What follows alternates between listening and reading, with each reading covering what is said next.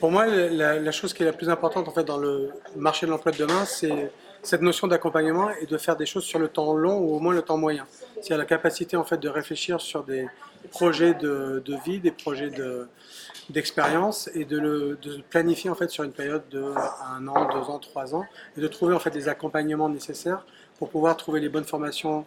justement pour pouvoir développer ses compétences et de le faire sur ce temps long qui permet en fait de pouvoir vraiment réfléchir à là où on va et de prendre les bonnes décisions en termes de temps et en termes de formation qui sont passées.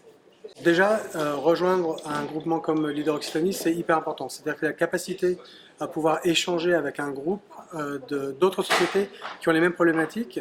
même si des fois ça ne donne pas toutes les solutions, ça permet au moins de pouvoir échanger sur quels sont les problèmes et quelles sont potentiellement les solutions et tous ces golden nuggets, comme on dit en anglais, qui permettent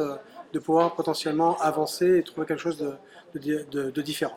La deuxième chose, c'est de faire des partenariats. Mais quand je parle de partenariats, ce n'est pas des relations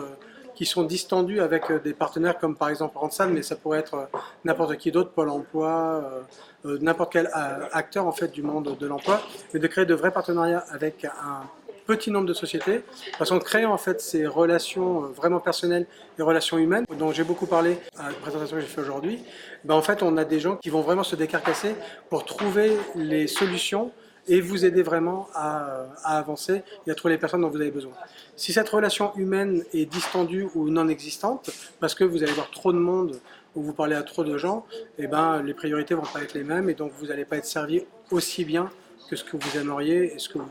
vous avez besoin. La valeur stratégique pour nous, c'est vraiment de réussir à mettre l'humain au bon endroit dans le processus de recrutement. C'est vraiment la difficulté et le challenge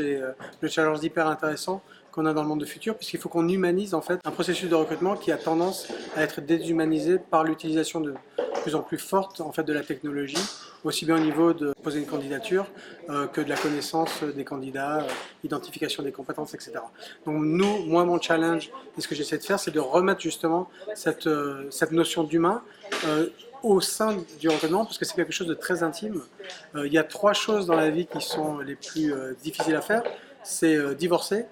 changer de pays ou changer de ville et changer d'emploi. Donc notre capacité à pouvoir justement humaniser quelque chose qui est assez traumatique dans la vie de quelqu'un, c'est vraiment le challenge de demain pour nous en tant que société de recrutement. Mais je pense que c'est le challenge de n'importe quel employeur, et même nous, pas en société de recrutement, mais en employeur nous-mêmes, de faire ça pour nous aussi et de donner une bonne impression pour qu'on ait une adéquation entre l'image qu'on renvoie et l'employeur qu'on est.